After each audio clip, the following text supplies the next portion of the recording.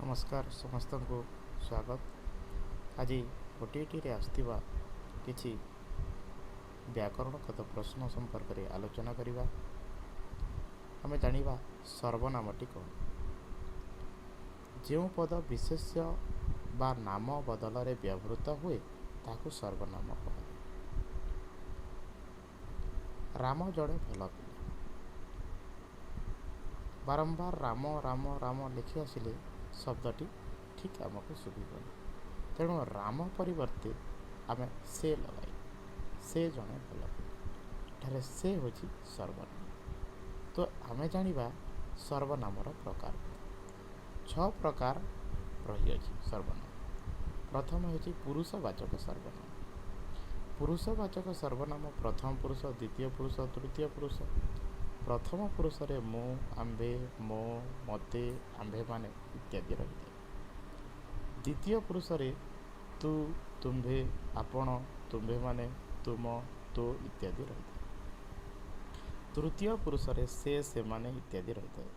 जहाँकि पूर्वर आम आलोचना कलु राम जड़े भल पिला। राम प्रति बदल रे आम से जड़े भल पिला लगे। परीक्षा प्रश्न से को अंडरलाइन देथिबा आ कहिबा ताहा केउ प्रकार सर्वनाम। ताहा हेब पुरुषवाचक सर्वनाम। सेहीपरि निश्चयवाचक सर्वनाम एही एहा ताहा जहाँ निश्चय पदरे रही। एहा ताहार घर एथिरे निश्चितता देखा जाउछि। तेणु एहा निश्चयवाचक सर्वनाम। अनिश्चयवाचक सर्वनाम रे केही किछि रही।